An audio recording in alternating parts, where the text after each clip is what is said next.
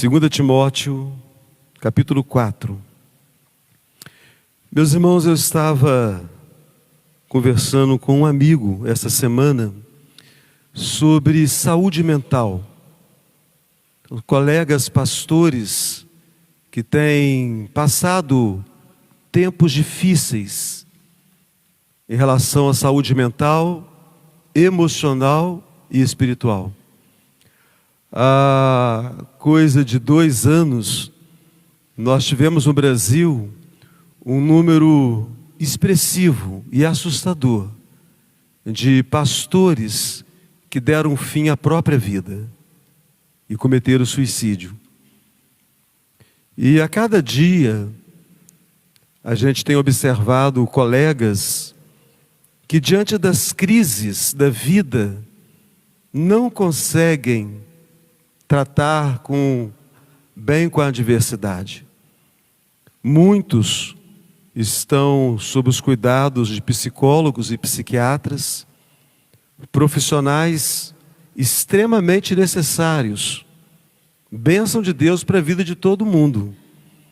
Então, quem passa por um estresse grande, por algum tipo de depressão, por alguma adversidade e percebe não estar tendo controle, precisa realmente de ajuda profissional.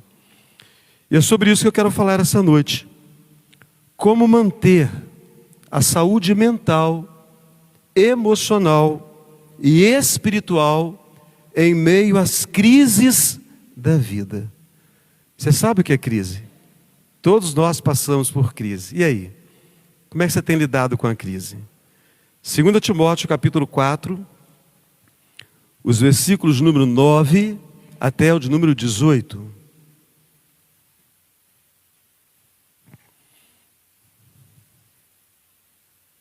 Segunda Timóteo capítulo 4, versículos 9 a 18. Presta atenção. Procura vir ter comigo depressa, porque Demas, tendo amado o presente século, me abandonou e se foi para Tessalônica. Crescente foi para a Galácia, Tito para a Dalmácia, somente Lucas está comigo. Toma contigo Marcos e traze-o, pois me é útil para o ministério. Quanto a Tíquico, mandei-o até Éfeso. Quando vieres, traze a capa que deixei em Troade, em casa de Carpo, bem como os livros, especialmente os pergaminhos. Alexandre, o latoeiro, causou-me muitos males. O Senhor lhe dará a paga segundo as suas obras. Tu, guarda-te também dele, porque resistiu fortemente às nossas palavras. Na minha primeira defesa, ninguém foi a meu favor. Antes, todos me abandonaram. Que isto não lhe seja posto em conta.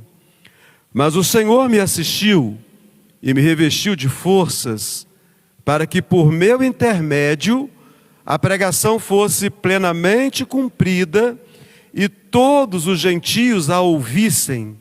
E fui libertado da boca do leão.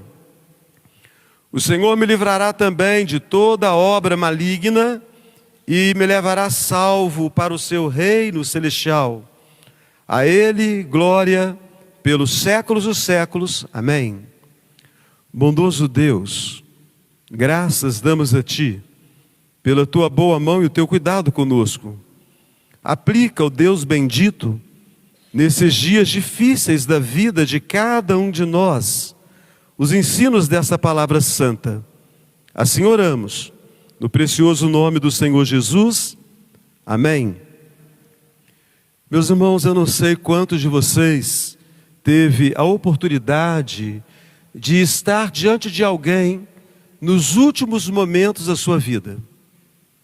Pessoas acometidas de enfermidade em estado terminal, ou pessoas muito idosas, cujo fim se aproximou e ficou perceptível para a família e para aqueles que estavam ao redor. Esse texto de Paulo a Timóteo nos coloca diante das últimas palavras de Paulo, antes que ele fosse martirizado. As palavras que nós temos aqui, meus irmãos, são palavras regadas de emoção e de grande sentido espiritual. A emoção em harmonia com a razão. Então, palavras de grande sentido espiritual. Paulo, todos nós conhecemos a sua história. Aquele que professa fé em Jesus, no seu primeiro ano, já tem condições de dizer que Paulo, com certeza, foi o grande desbravador do Evangelho. Suas viagens missionárias permitiu que inúmeras igrejas fossem organizadas por toda a Ásia e também na Europa. O nosso texto é uma das cartas da prisão. Paulo está preso em Roma. Já havia estado preso anteriormente, por volta do ano 61. Era uma prisão em que ele tinha certa liberdade. Uma casa alugada, ele podia receber os seus amigos e pessoas ali, para que ele pudesse instruir acerca da palavra de Deus. Mas esse texto nos apresenta Paulo em sua segunda prisão, possivelmente por volta do ano 66. E agora essa prisão, ela não é como a primeira prisão, uma prisão domiciliar. Essa prisão agora é uma prisão na qual Paulo se encontra, de fato, em uma masmorra. Não a masmorra no sentido que José, muito tempo antes, lá em Gênesis, havia dito, lá para o servo de Faraó: me jogaram nessa masmorra e eu não fiz, por merecer estar aqui. Não era bem uma masmorra aquela que José estava, mas a tristeza do coração fazia com que aquele lugar, para quem está impedido da liberdade, com certeza uma prisão, por mais luxuosa que seja, pode ser tratada como masmorra. Mas aqui não. Aqui de fato é uma masmorra. É um lugar frio. É um lugar escuro. Dizem que as possibilidades eram sair dali leproso, morrer ali, ou sair dali para ser martirizado. Então Paulo, meus irmãos, quando escreve esta carta, ele está esperando o dia da sua execução. Paulo não fantasia os seus escritos. Ele está bem consciente da realidade. Ele não tem ilusões. Ele sabe que vai ser condenado por causa da mensagem do Evangelho. E quando nós, então, dentro dessa perspectiva, nesse contexto da prisão de Paulo, de serem as suas últimas palavras, alguns versículos se tornam para nós expressões verdadeiramente perturbadoras. Quando, por exemplo, quando Paulo fala, aqui nessa carta, no capítulo 2, estou sofrendo até algemas, como malfeitor. Só o fato de estar sofrendo algemas, né, dona Noemi, já é algo perturbador. Mas ele diz que estava sofrendo algemas como malfeitor. E eu pergunto, será que existe coisa mais triste do que a falsa acusação? Será que existe, doutora Lavínia, algo mais terrível do que a difamação? Levantar o mal contra a honra de uma pessoa de bem. Meus irmãos, isso é algo terrível. Também nessa carta, no capítulo 1, ele diz assim: está ciente de que todos os da Ásia me abandonaram. Aquele que foi abandonado por quem confiava, sabe que coisa lamentável é. Os que abandonaram Paulo não eram pessoas que tinham um contato raso com ele. Os que abandonaram Paulo eram seus filhos da fé. Aqui vem a questão que eu quero abordar, meus irmãos, que eu quero estudar com vocês. Paulo, o homem de Deus, tendo a sua honra manchada, deixado sozinho por aqueles a quem ele havia dado a sua própria vida. Paulo, o apóstolo, agora um homem velho, cansado, com marcas em seu corpo, acusado injustamente. O que você pensa? Qual seria a saúde mental de Paulo? Como estava a sua saúde emocional? O homem que estava na situação pela qual Paulo estava passando. Será, meus irmãos, que este homem, Paulo, ele tem conselhos para a minha saúde mental, como pastor? E uma vez que tantos pastores sofrem e não conseguem lidar bem com crises, será que Paulo tem lições para mim como pastor e para você, meus queridos irmãos, para a sua saúde mental? Para a nossa saúde emocional, para a nossa saúde espiritual? Sim, meus irmãos, com certeza Paulo tem para nós orientações maravilhosas. Sabe por quê? Porque nesse livro de expressões tão perturbadoras, nós também, dona Marley, encontramos aqui expressões maravilhosas. Como, por exemplo, no versículo 7 desse capítulo, Paulo diz: combati o bom combate, completei a carreira, guardei a fé. Então, um homem que passa por todas essas coisas que Paulo passa, é capaz de fazer também esta, que é uma das mais belas declarações, e aquela que todos nós pensamos poder fazer, quando estiver chegando o tempo do nosso fim. E se nós tivermos a consciência que Paulo tinha da proximidade do seu fim, Deus permita também que possamos nós nos expressar como Paulo se expressou aqui nessa carta. O que eu posso aprender com Paulo nos tempos difíceis da vida? Eu posso aprender que é preciso humildade para enfrentar a crise. É preciso humildade para enfrentar as adversidades, para enfrentar as situações difíceis da caminhada aqui. Olha só o que Paulo diz: procura vir ter comigo depressa. Ele fala: somente Lucas está comigo, toma contigo Marcos e traze-o, pois me é útil para o ministério. O conselho de Paulo é: quando a crise chegar, quando a crise bater a nossa porta, tenhamos humildade, Carol, de pedir ajuda. É preciso humildade para pedir ajuda. Tem gente que na hora da aflição quer ficar sozinho, não quer ver e nem conversar com ninguém. Paulo, o grande apóstolo, ele não teve dificuldade alguma de pedir ajuda. E ele faz isso ao seu filho na fé, que era muito jovem, e ele já velho. Quantas pessoas velhas têm vergonha de pedir ajuda a um mais jovem? Porque teoricamente o velho é mais experiente, o jovem é mais imaturo. Mas Paulo, o velho apóstolo, ele pede ajuda ao jovem discípulo Timóteo.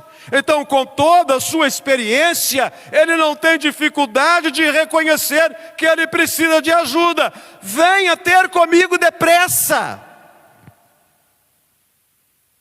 Paulo, o grande apóstolo, não teve vergonha de abrir o seu coração para Timóteo, um jovem.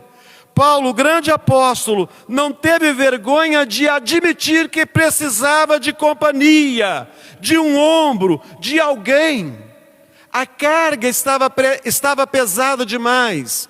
Ele precisava de alguém para dividir com ele aquela carga.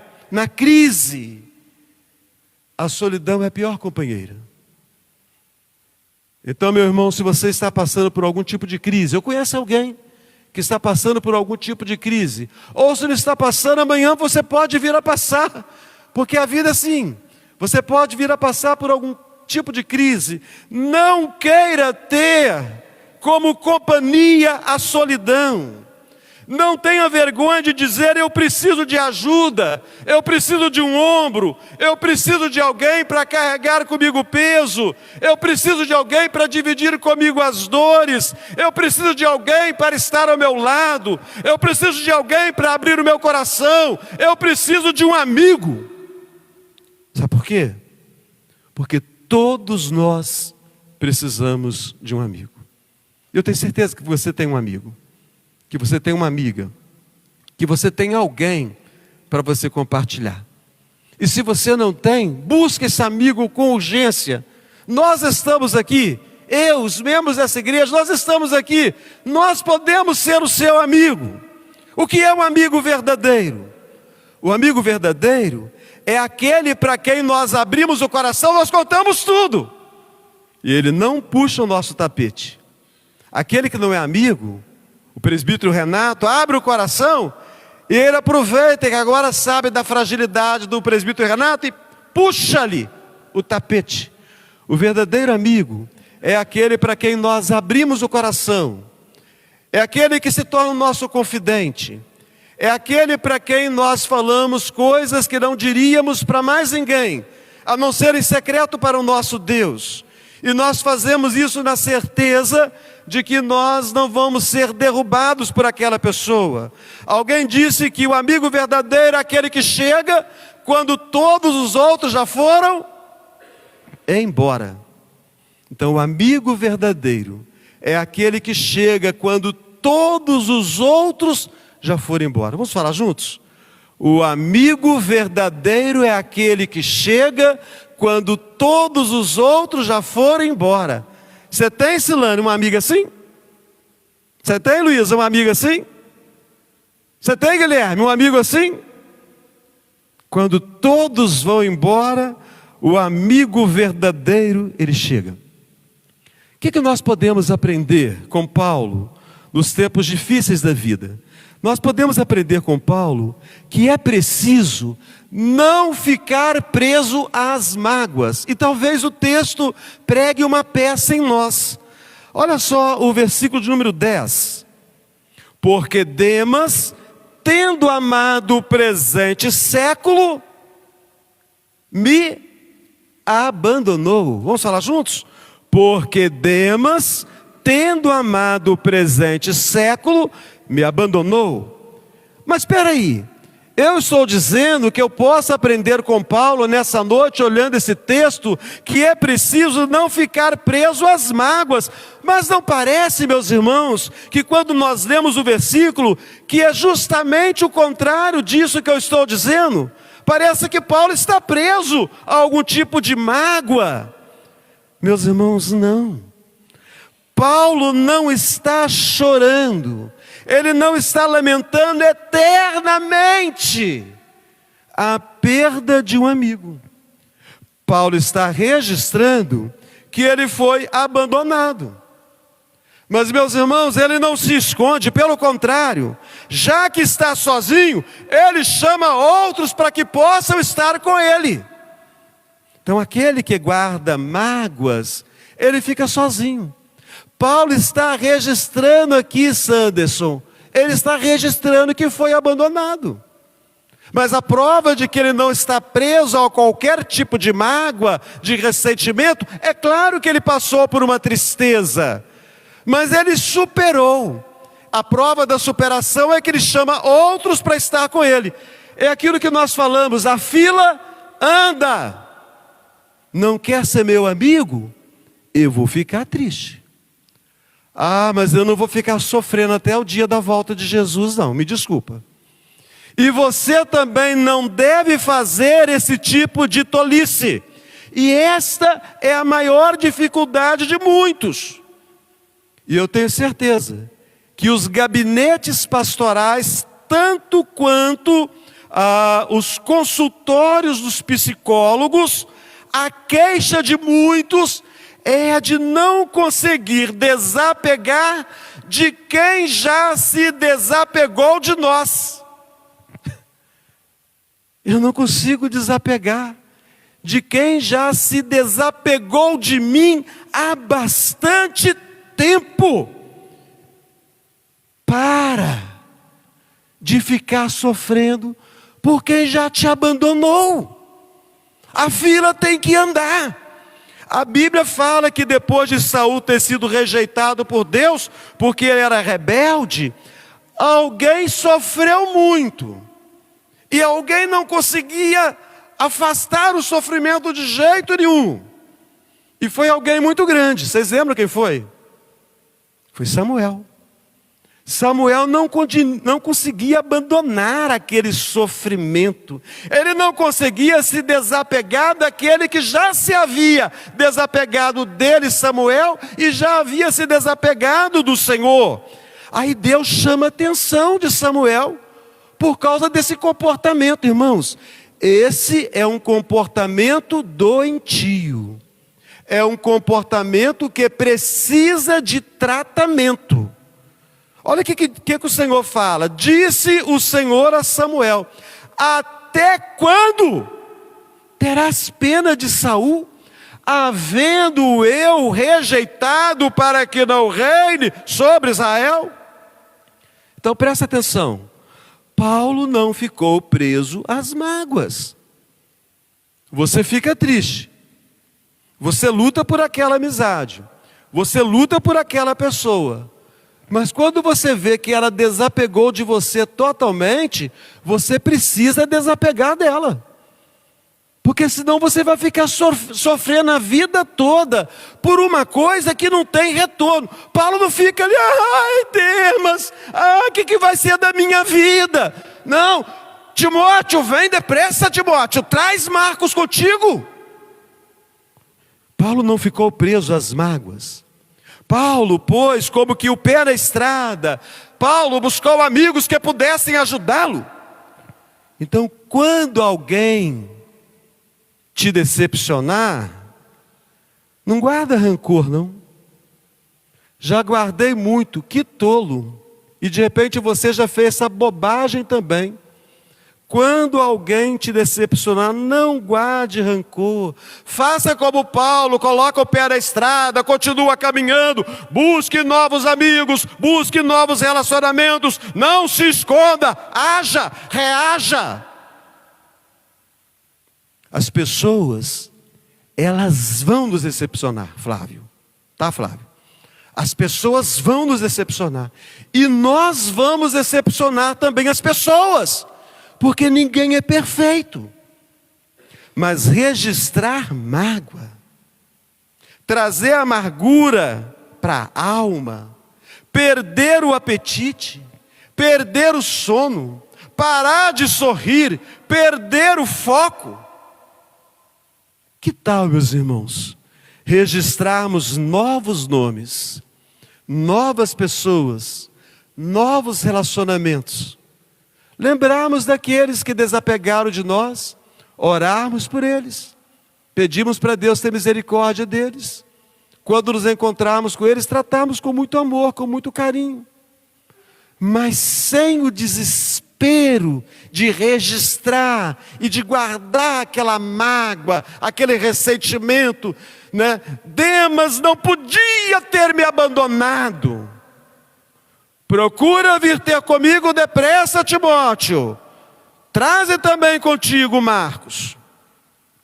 O que nós podemos aprender com Paulo nos tempos difíceis da vida? Percebe que a palavra de Paulo é dura? Não é minha não, é a palavra de Deus. A palavra é uma palavra dura, meus irmãos, mas ela é bíblica. Eu aprendo com Paulo, e isso aqui é maravilhoso.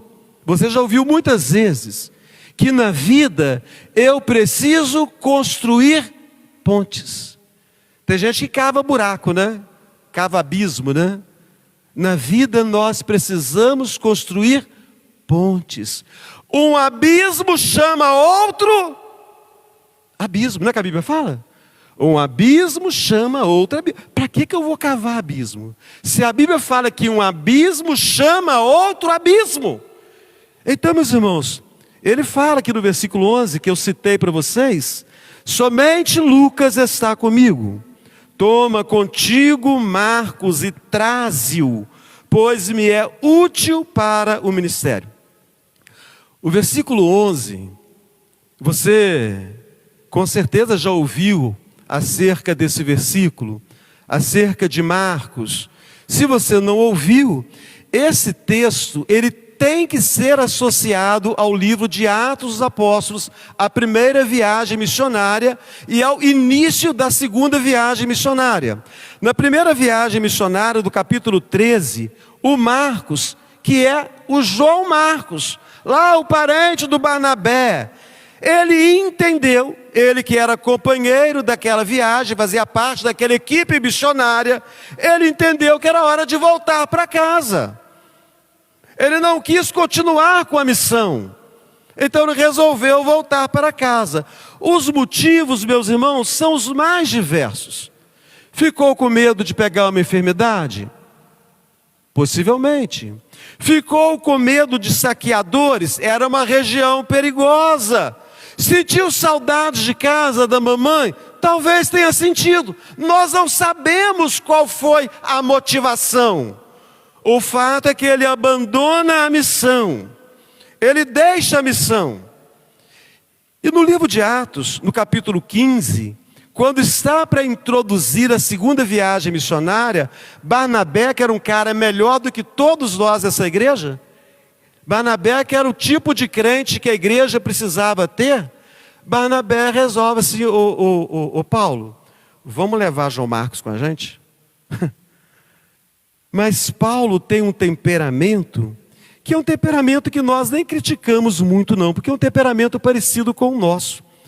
Como que você trata quem te abandona? Aquela pessoa que dá a palavra e depois volta atrás a palavra com você. Aquela pessoa que fala, eu vou com você até o fim. E antes da metade do caminho, ela vira e vai para outro lado. Ela vai e toma outra posição. Como é que você trata quem te abandona? Foi exatamente assim que Paulo reagiu. O grande apóstolo não era tão diferente de nós, irmãos. Nós somos maus, nós somos pecadores. O desejo de Barnabé é de levar Marcos para a nova missão. É de dar uma nova oportunidade. Mas vocês conhecem o texto? Paulo rejeitou aquela possibilidade totalmente. Para Paulo, um desertor é um desertor. Deixou a gente uma vez, vai deixar de novo. Tira esse moço daqui, ele não serve para nos acompanhar. E meus irmãos, nós que sabemos que crente não deve brigar nunca, né? Muito menos dentro da igreja, né? Que briga houve entre Barnabé e Paulo? Uma desavença tão grande entre eles, que eles dividiram.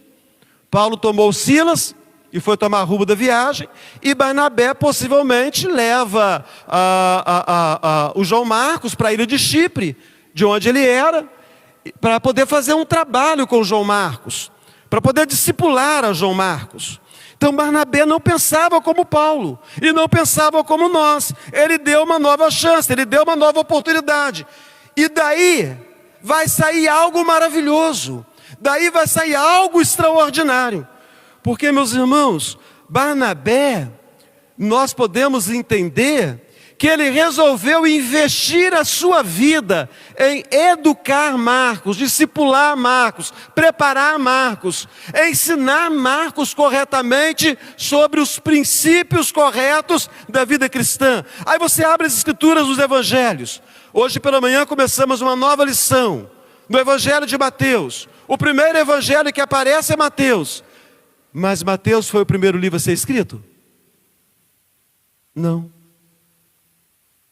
Foi o evangelho de quem? De Marcos. O Marcos, ou João Marcos, que o Paulo rejeitou. E que o Barnabé abraçou. Então, meus irmãos, o primeiro livro escrito não é Mateus. Vocês sabem que a Bíblia não está em ordem cronológica. É Marcos. Os anos se passaram, Paulo está velho, agora ele está no fim da vida, ô Gabriel. Gabriel que iniciou no grupo de música hoje aqui, né? Gabriel, no fim da vida, meu filho, você está garoto demais. Quando estiver bem velhinho, no fim da vida, você vai querer quem perto de você? Quem te ama ou quem te odeia? Você vai querer aquela pessoa que você se dá bem ou aquela pessoa que você tem reserva? Gente, se ele chama João Marcos, está no final da vida. É porque João Marcos, para ele agora, era muito importante. Então Paulo, já velho, ele quer perto de si João Marcos. Toma contigo Marcos, traze-o. Por quê? Me é útil. Me é útil para o ministério. Será, meus irmãos? E antes de perguntar a vocês, eu perguntei para mim mesmo. Porque a palavra tem que ser para o pregador e para aqueles que a recebem. Porque é a palavra de Deus. Eu perguntei para mim, será que existe a possibilidade no passado de que eu tenha sido duro demais? Pesado demais? Uma palavra que é moda de dia tóxico, né? Será que porventura, eu fui tóxico demais com alguém? Faça essa pergunta para você. Eu fiz para mim essa pergunta, né? Se porventura nós os percebemos duros, pesados ou tóxicos demais, com quem quer que seja, dá tempo ainda de nós voltarmos lá, acertarmos os ponteiros, se for o caso, pedir perdão, ou seja, construir pontes, porque um abismo convida a outro abismo. Então no final da vida, fazendo uma faxina na mente, Paulo reconhece o valor de João Marcos. Meus irmãos, reconhecer um erro e pedir perdão diminuiu a autoridade do apóstolo Paulo? O que você acha, Alice? Diminuiu a autoridade de Paulo? O que você acha, Orlando? Diminuiu a autoridade de Paulo? Gente, nós ficamos mais maravilhados ainda. Que grande homem foi Paulo. Revela grandeza, humildade seguida de grandeza. Realmente um homem de Deus. O que mais eu posso aprender com Paulo? Uma vez que Paulo estava nos tempos difíceis da vida, e de vez em quando a gente passa uns perrengues, a gente passa uns momentos difíceis, né? Eu aprendo que é preciso entregar a injustiça nas mãos de Deus. Olha só, o versículo de número 14. Leia comigo o versículo 14, vamos lá? Alexandre, o latoeiro, causou-me muitos males. O Senhor lhe dará a paga segundo as suas obras. Meus irmãos, aqui tem coisas difíceis para nós, né? Para nós refletirmos, coisas pesadas demais. Mas talvez você não nem pensa nisso, você nem acredita nisso. Tem gente que maquina o mal contra você, sabia? Tem gente que planeja o mal contra você. Tem gente que trama o mal contra a gente. Meus irmãos. Tem gente que quando você se machuca, festeja. E tem gente, o presbítero Dionésio, que quando você cai, quando você levanta, ela chora de tristeza. Porque ela queria ver você caído. Queria ver você dobrado. Queria te ver quebrado. O que fazer, meus irmãos? É mentira? Nós estamos falando coisas pesadas aqui. Nós estamos citando a experiência do apóstolo. E a experiência dele é a experiência de todo homem, de toda mulher, de todo servo de Deus, de toda pessoa na face da terra. Todos nós, de alguma maneira, já passamos por algum tipo de injustiça. O que fazer? Nos vingarmos? Devolver na mesma moeda? Não, vou fazer nada. Eu vou esperar que o mal que a pessoa praticou sobre mim vai cair sobre a mioleira dela, conforme fala a Bíblia. Mas será, meus irmãos, né? Que nós devemos nos preocupar excessivamente com essas coisas? Com certeza. Não é dar o troco, não é desejar a vingança o papel do cristão.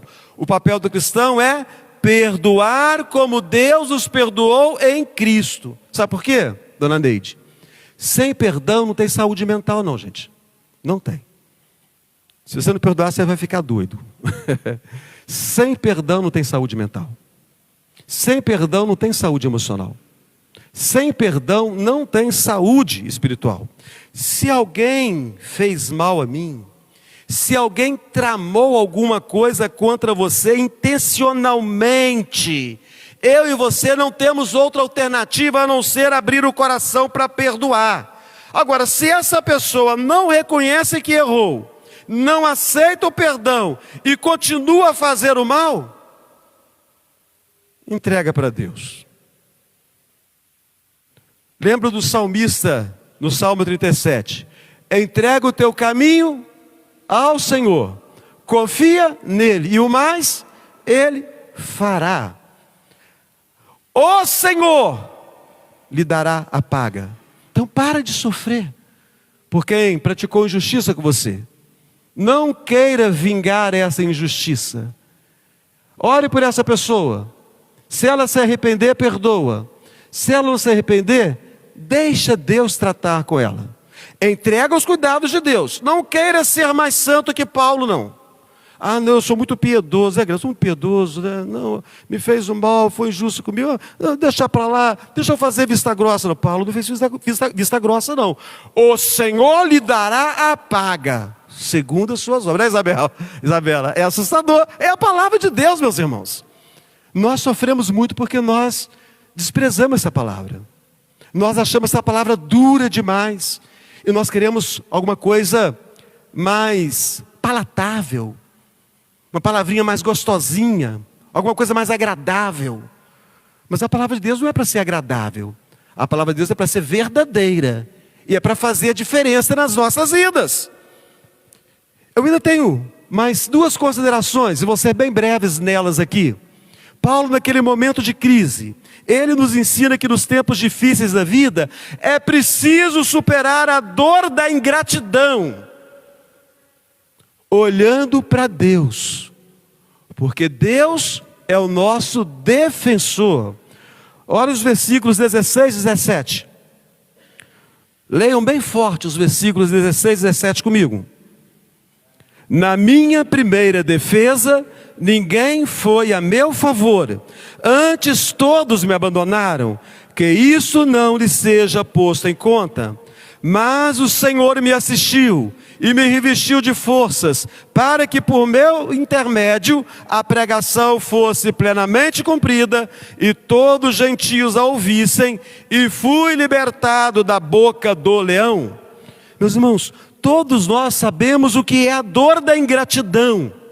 Paulo havia se empenhado tanto pelo Evangelho. Você tem dúvida da inocência de Paulo? Você tem dúvida do amor de Paulo pelas almas? Paulo, o apóstolo, Paulo, o grande desbravador do Evangelho.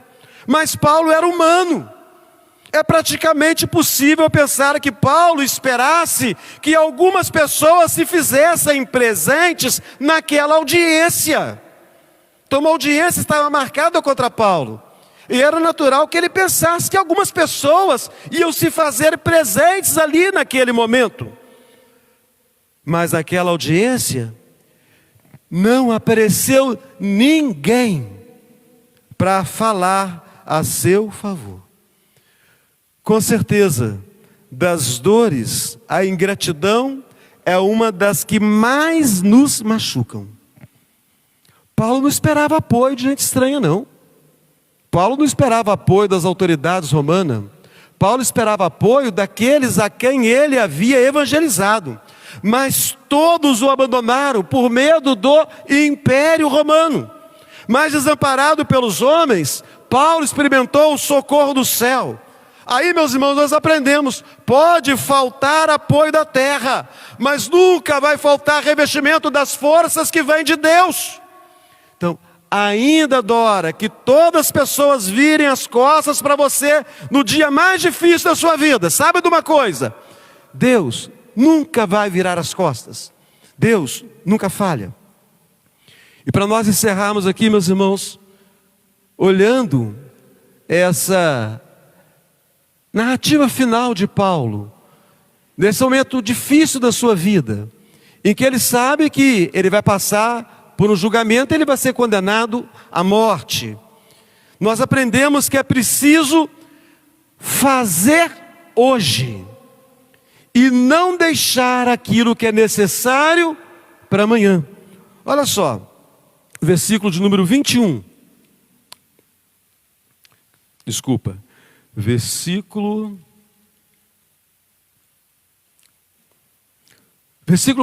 9. procura vir ter comigo depressa. Versículo 21. Apressa-te a vir. Apressa-te a vir antes do inverno. No versículo 16, ele disse que ninguém havia sido a seu favor. No versículo 9, ele fala, procura vir ter comigo depressa. Agora no versículo 21, apressa-te a vir antes do inverno. Procura vir ter comigo depressa. Quando é depressa, dona Elzi? Quando exatamente é o tempo depressa? Úrsula, quando é o tempo depressa? Depressa para você pode ser um dia, né? Depressa pode ser uma semana. Depressa pode ser um mês. Meus irmãos, depressa requer o quê? Pressa. Então Paulo determina o tempo. Ele começa falando, procura vir ter comigo depressa. Aí ele encerra dizendo, apressa-te a vir antes do inverno. Sabe por quê, meus irmãos? O tempo do inverno seria aproximadamente o mesmo nosso, né? São quantos meses o inverno? 2, 3 meses o inverno. Os navios daqueles dias, vocês acham que eles eram construídos com a tecnologia dos navios de hoje? Não eram construídos com a tecnologia dos navios de hoje. Os navios daquele tempo não tinham condições de navegar na época do inverno. Era uma época impossível de que fossem feitas viagens marítimas longas. Então ele pede, vem depressa. Mas esse depressa tem um tempo, ele tem pressa. Venha depressa, apressa-te e venha antes do inverno. Sabe por quê, ô presbítero Oziel? Se você deixar passar o inverno, Timóteo, você não vai me ver mais não, tá? Porque eu já vou estar morto. É isso, meus irmãos, que Paulo está falando com Timóteo. Há coisas da vida que você faz hoje, ou você não vai ter mais oportunidade. Então, não adie aquelas visitas a certos amigos que você tem, e que você sente que o tempo está passando e você está perdendo aquele contato. Não adie aquela visita àqueles certos familiares que você tem, e está passando tempo demais que você está sem se encontrar com aqueles familiares.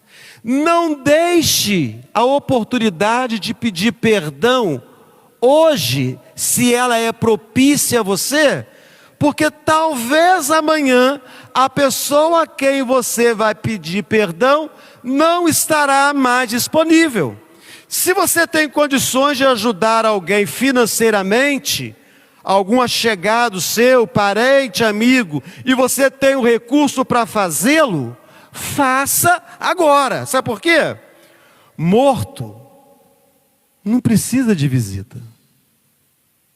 Ah, no meu velório tinha 300 pessoas. Eu não vou saber, eu vou estar morto. Morto não precisa de visita. Morto não precisa de perdão. Oh, meu irmão, me perdoa.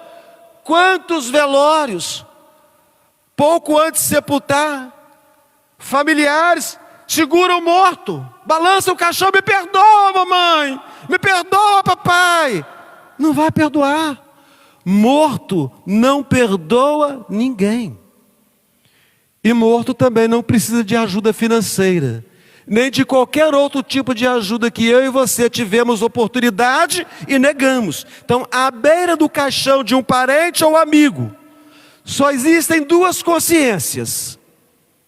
A consciência tranquila, de quem fez tudo certo, ou a consciência culpada, o remorso, de quem deixou passar a oportunidade de fazer hoje, e agora não tem oportunidade para fazer novamente.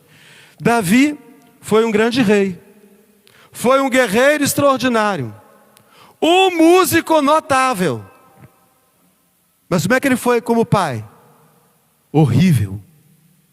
Pior do que eu e você, tá? Um pai horrível, horroroso. Ele deixou de conversar com seu filho Absalão por anos. Aí quando o filho morre, como é que a Bíblia fala? Você lembra? Como é que é o clamor, como é que é o choro dele? Que o comandante já queria assassinar mesmo o Absalão. Aí vem a notícia que o Absalão está morto. Ai meu filho, ai Absalão. Agora é tarde demais. Deixou de conversar com o filho durante anos. Agora quer falar com o filho morto. O filho morto não ouve choro. O filho morto não ouve lamento. Meus irmãos, aí nós temos a conclusão tão maravilhosa, do versículo 18. A Ele a glória, pelos séculos dos séculos. Amém. A única maneira para manter a saúde mental, a saúde emocional, a saúde espiritual, é reconhecer que tudo na vida se resume em dar glórias a Deus. Qual o fim principal do homem? Glorificar a Deus. Então nós não estamos nesse mundo para levantarmos monumentos para nós mesmos. A Bíblia fala que Absalão levantou um monumento para si mesmo. Ele não tinha filhos, então ele fez um monumento à sua própria memória. Então, meus irmãos, nós não estamos aqui para levantarmos monumentos a nós mesmos. Nós não estamos aqui para nos autopromovermos. A vida a ser vivida na presença de Deus é aquela vida que glorifica a Deus. Então, a melhor maneira de encarar a vida aqui é dando glórias a Deus. Que Deus te dê saúde mental. Que Deus dê a mim também. Saúde mental, saúde emocional, saúde espiritual. Sabe para quê? Quando chegar o tempo do fim, tomara que demore muitos anos ainda, uns 70 anos para mim e mais para vocês, para que no finalzinho nós possamos falar como Paulo: combati o bom combate, completei a carreira, guardei a fé. Vamos falar juntos? Combati o bom combate, guardei. Bondoso Deus, graças damos a Ti pelo Teu cuidado conosco. As crises da vida, as adversidades, as muitas lutas dentro da família, no trabalho, na igreja, podem comprometer a nossa saúde mental, emocional e espiritual.